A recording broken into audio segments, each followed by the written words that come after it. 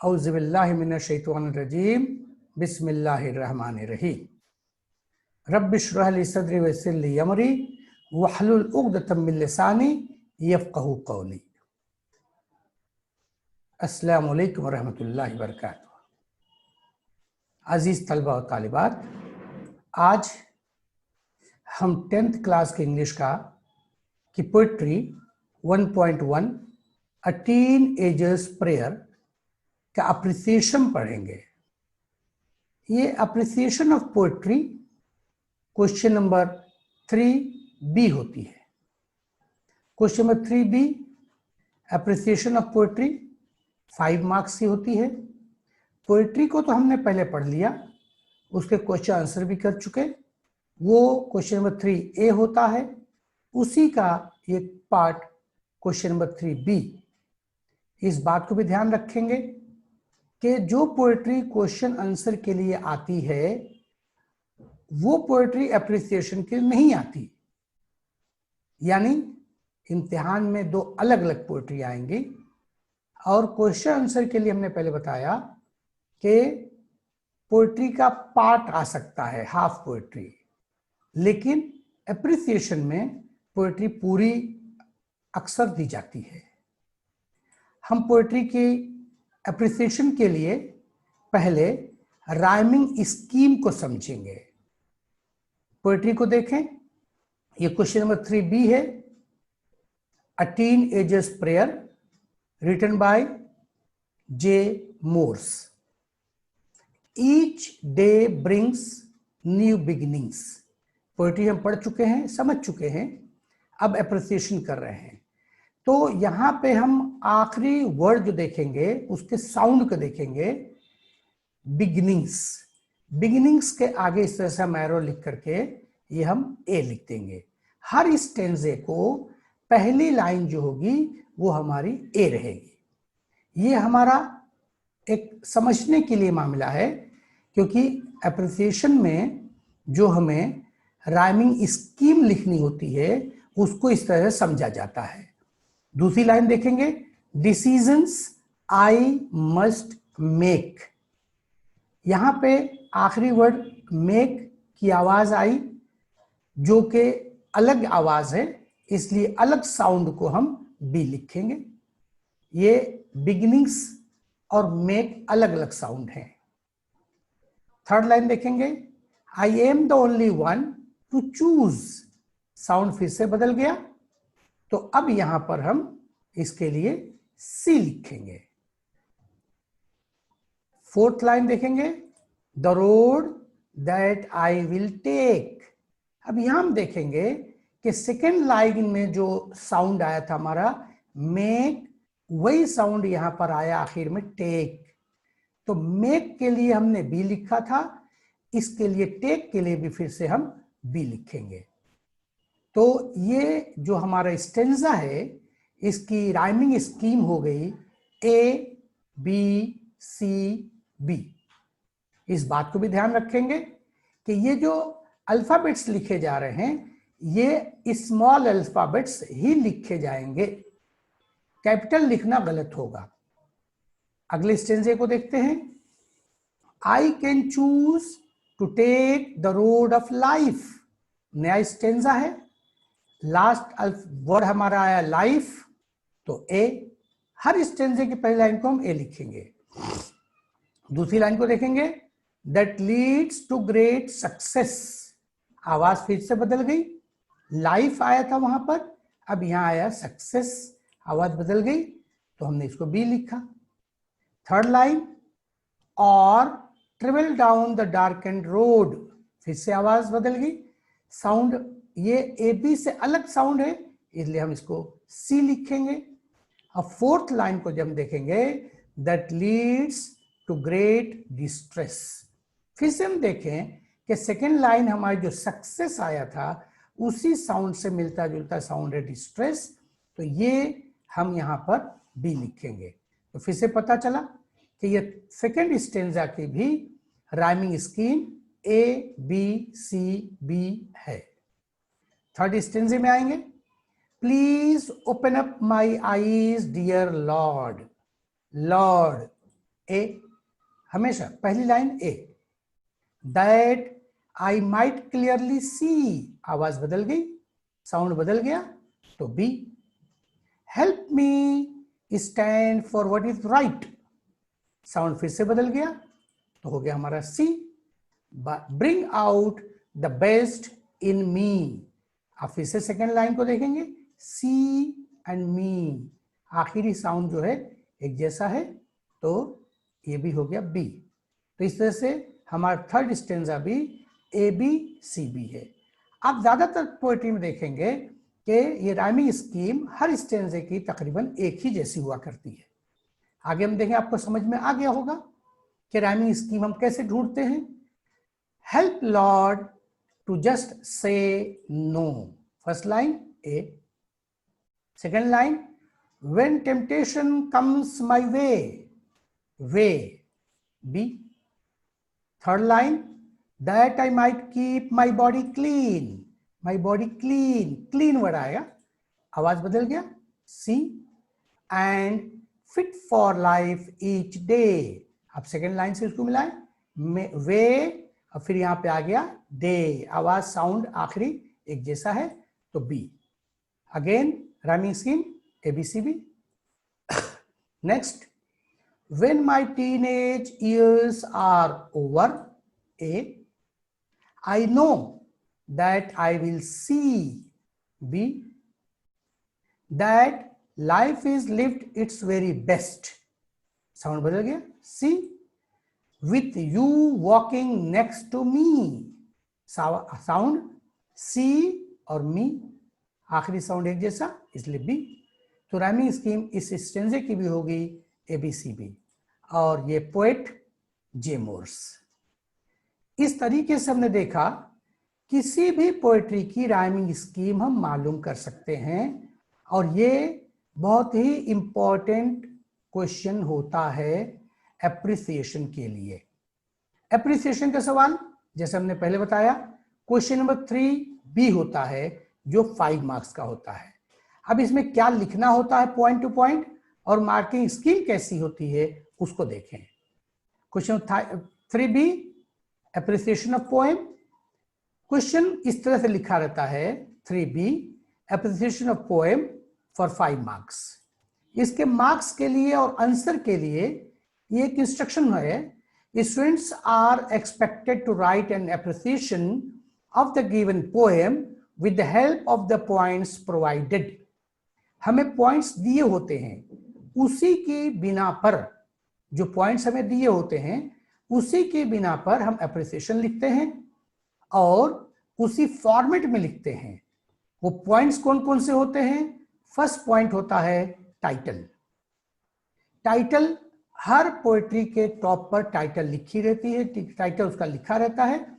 अगर आपने सही स्पेलिंग के साथ टाइटल को पोएट्री के टॉप पे देख करके लिख दिया तो उसके आपको हाफ मार्क्स मिल जाएंगे। मार्किंग स्कीम भी इसीलिए बता रहे हैं कि मार्क्स मिलते कैसे हैं। सेकेंड पॉइंट है पोएट, यानी पोएट। पोएट का नाम भी हमारे पास पोएट्री में या तो टॉप पे या तो बॉटम पे लिखा रहेगा। तो ये दोनों चीजें हमारी पोएट्री जो क्वेश्चन है उसके साथ दिया हुआ रहता आंसर। तो पोएट का अगर आपने सही नाम लिख दिया, इस बात को ध्यान रखें कि स्पेलिंग सही लिखना चाहिए जैसा हमको लिख के दिया हुआ है। थर्ड पॉइंट होता है राइम स्कीम। राइम स्कीम के बारे में अब भी हमने बताया आपको। राइम स्कीम हम कैसे ढूंढते हैं वो तरीके को आप समझ लें तो आपके 1 मार्क यहां मिल जाएगा। इससे 3 पॉइंट और 2 फर्स्ट दोनों पॉइंट हाफ हाफ मार्क के जो पोएट्री में दिए गए हैं और राइम स्कीम आपको तलाश करना है तो इसके लिए 1 marks. Point number 4, figure of speech. Figure of speech 1 marks के लिए। फिगर ऑफ स्पीच के लिए आपको थोड़ी सी मेहनत करने दो थे, उसको भी आसान तरीका क्या है, हम बहुत से फिगर ऑफ स्पीच आपको बताएंगे, आप बड़ी आसानी से फिगर ऑफ स्पीच को तलाश कर लेंगे। 1 मार्क के लिए 4 पॉइंट हो गए। और 5वां पॉइंट होता हमारा थीम और सेंट्रल आइडिया। ये पॉइंट पूरा उसको इलेबोरेट करता है, उसकी थीम को बताना पड़ता है या उस पोएट्री के सेंट्रल आइडिया को बताना पड़ता है। बड़ा सवाल है तो बड़ा जवाब और 2 मार्क्स के लिए। अभी जो हमने अ टीनेजर्स प्रेयर पढ़ा, अब उसकी अप्रिसिएशन लिख के बताते हैं कैसे अप्रिसिएशन लिखा जाएगा। ये हमारा आंसर पेज है। अब ये हमारा आंसर पेज आया, ये हमारी मार्जिन, टॉप पे हमने लिखा appreciation of poem, question number हमने लिख दिया, क्वेश्चन नंबर 3B। यहां हम एक लाइन खींच दें, अप्रिसिएशन हमको लिखना है, हम यहां पे एक तरह से लाइन खींचेंगे ताकि दोनों हमारे पॉइंट्स अलग अलग रहें। जैसे पॉइंट्स हमारा है 5 पॉइंट्स हमको दिए गए थे, और अप्रिसिएशन ऑफ पोएम जो है हम लिखेंगे, ये हमारी हेडिंग बन गई, points and appreciation of poem. हमने लाइन खींच के दोनों को 2 पार्ट में कर दिया। पहला पॉइंट आपको मालूम है, पॉइंट दिया गया था वहां पर, पहला पॉइंट है title, it means title of the poetry, आपके क्वेश्चन में दिया हुआ है अ टीनेजर्स प्रेयर। लाइन खींच दीजिए। पेपर के लिए जितना बेहतरीन तरीके से आप जवाब लिखें, जितने साफ सुथरे सिस्टमेटिक लिखें, वो आपके लिए फायदेमंद है। इस बात को भी याद रखें, बोर्ड ये चाहता है कि आपका हर सवाल अलग अलग सफ़हात पर हो, इसलिए बेहतर है कि हर सवाल को हल करने के नया सफ़ा लें और बड़े कायदे से, बड़े सलीके से, साफ सुथरे तरीके से जवाब लिखें। दूसरा पॉइंट हमको दिया गया था पोएट, पोएट का नाम वहां लिखा हुआ हमको, जे मोर्स, एक लाइन खींच दिया हमने। तो इस तरीके से दोनों पॉइंट जो हाफ हाफ मार्क्स से थे, ये दोनों तो सवाल में दिए गए थे, हमें कुछ सोचना ही करना नहीं है, सिर्फ वहां से नकल करके यहां लिख देना है। थर्ड पॉइंट हमारा है राइम स्कीम। राइम स्कीम का भी हमने बताया, of all the stanza is ABCB। लिखने के तरीके पे ध्यान दें, वहां हमने समझाने के लिए हर स्टेंजो कैसे लिखा, और यहां पर जवाब लिखने के लिए इन्वर्टेड कॉमा में हम उसको लिखेंगे। चारों अल्फाबेट्स जो हमारे ABCB आया है, बीच में कोई कॉमा नहीं, कोई गैप नहीं, और स्मॉल अल्फाबेट्स लिखे जाएंगे। ये हमारा 1 मार्क का हो गया, इतनी चीज में हमको 2 मार्क्स मिल जाएंगे। अगला पॉइंट हमारा है figure of speech. Figure of speech में यहां पे हमने एक, ये मालूम हमें मार्किंग स्कीम से पता चल गया कि फिगर ऑफ स्पीच जो है वो 1 मार्क की है, 1 मार्क। और यहां हमने इसको बताया है कि ये फिगर ऑफ स्पीच इसकी है इलिट्रेशन। ये इलिट्रेशन क्या होता है, इसको बड़ी आसानी से हम समझ सकते हैं कि अगर एक ही लाइन में किसी भी स्टेंजे की एक लाइन को हम देखें, उस एक लाइन में 2 या 2 से ज्यादा वर्ड्स ऐसे आए हैं जो एक ही अल्फाबेट से शुरू हुए हैं। फिर से सुन लें, एक ही लाइन में 2 या 2 से ज्यादा वर्ड्स ऐसे आए हैं जो एक ही अल्फाबेट से शुरू हुए हैं, तो उसमें हम कहेंगे इलिट्रेशन की खुसूसियत पाई जाती है। जैसे हम देखेंगे, each day brings new beginnings. आपने देखा, इसको हमने कलर चेंज करके बताया, इसलिए बी से शुरू हुआ है ब्रिंग्स और बी से शुरू हुआ है बिगिनिंग्स, यानी दो वर्ड एक ही अल्फाबेट बी से शुरू हुए हैं, इसलिए इस पोएट्री में फिगर ऑफ स्पीच इलिट्रेशन पाया जाता है। इसकी एक मिसाल और देख लें, डिसीजंस आई मस्ट मेक। फिर से आप कलर कॉम्बिनेशन से देख सकते हैं, मस्ट और मेक दोनों एक ही अल्फाबेट से शुरू हुए हैं, एम से, इसलिए पता चलता है कि फिगर ऑफ स्पीच जो है इलिट्रेशन है। तो ये बहुत ही आसान सी चीज है, अगर आपने इलिट्रेशन लिख करके 1 या 2 एग्जाम्पल्स भी लिख दिए तो यकीनन आपको पूरे के पूरे यानी 1 मार्क मिल जाएगा। नेक्स्ट हम देखेंगे हमारा 5th पॉइंट, जो बड़ा पॉइंट है, थीम और सेंट्रल आइडिया। इसके लिए जरूरी है कि हम पोएट्री को समझें और पोएट्री में दिए गए वर्ड्स को यूज करते हुए सेंटेंसेस बनाए। थीम या पोएट्री का जो सेंट्रल आइडिया है, उसके लिए हमें बहुत ध्यान देना पड़ता है। क्या लिखा हमने यहाँ पे, एक्सपेक्टेड आंसर है, आप इससे अच्छा भी लिख सकते हैं। A teenager praise god to lead him and show the way of success and positively of life. This age is very important to decide the future, which is right and wrong path, and request the God to show him the right path of success. यहीं पर हमारे marks अगर अच्छे लिखते हैं तो पूरे मिल जाते हैं, थोड़ा कमी बेशी अगर किसी समय तो यहाँ पे थोड़े से मार्क्स कट भी जाते हैं, लेकिन शुरू के 4 पॉइंट्स जो है, जो 3 मार्क्स का है, उसके नंबर बहुत आसानी से मिलते हैं। और आपने थीम और सेंट्रल आइडिया में भी लिखा तो आपको इंशाल्लाह ज़्यादा से ज़्यादा मार्क्स पोएट्री में मिल सकते हैं। इसके साथ साथ हम चाहेंगे कि आपको फिगर ऑफ स्पीच के बारे में थोड़ा सा और बता दें, तो आप इस स्क्रीन पे ध्यान दें।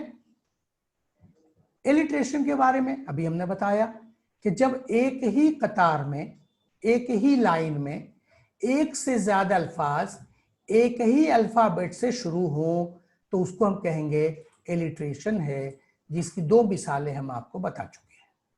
इसी तरह फिगर ऑफ स्पीच में, इसी पोएट्री में इन्वर्जन भी मिलता है। देखिए, एक ही मार्क का क्वेश्चन है, हम बहुत कुछ लिखने जाएंगे तो मार्क्स तो हमें एक मिलना है। अगर एक इलिट्रेशन भी हमने लिखा और उसके एग्जाम्पल भी दिए तो इंशाल्लाह हमें पूरे मार्क्स मिलेंगे। इसी पोएट्री में इन्वर्जन की खुसूसियत भी पाई जाती है। वो इन्वर्जन क्या होता है? जब किसी जुमले की बंदिश बदल दी जाए, यानी उसका हमारा जो भी जुमला होता है, इंग्लिश के जो सेंटेंसेस होते हैं हमारे, उस सेंटेंसेस का एक तरीका होता है। पहले सब्जेक्ट होता है, फिर हेल्पिंग वर्ब होता है, फिर वर्ब होता है, फिर ऑब्जेक्ट होता है।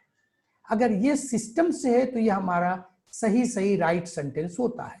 लेकिन कभी कभी सेंटेंस को पोएट्री में उसके जो बंदिश होती है उसको बदल देते हैं। जैसे डिसीजंस आई मस्ट मेक, सही देखा जाए तो ये सेंटेंस ऐसे होना चाहिए, आई मस्ट मेक डिसीजंस, लेकिन डिसीजंस जो था वो पहले आ गया, आई मस्ट मेक बाद में आया, यानी जुमले की बंदिश को बदल दी गई। जो इंग्लिश का फार्मूला है उससे हट के लिखा गया। और ऐसी खुसूसियत जब किसी सेंटेंस में पाई जाएगी तो उसको हम इन्वर्जन कहेंगे। बच्चे इसको बहुत ध्यान से रखें, देख लें, लिख कर रख लें। तीसरे खुसूसियत पाई जाती है एपिस्ट्रोफी। जब किसी गैर हाजिर से मुखातिब होकर बात करते हैं। अगर पोएट किसी ऐसे शख्स से मुखातिब है या ऐसी चीज से, ऐसे शख्स से मुखातिब है जो वहां मौजूद नहीं है, गैर हाजिर है, तो ऐसी पोएट्री में एपिस्ट्रोफ पाया जाता है। जैसे इस पोएट्री में कहा गया please open up my eyes dear Lord.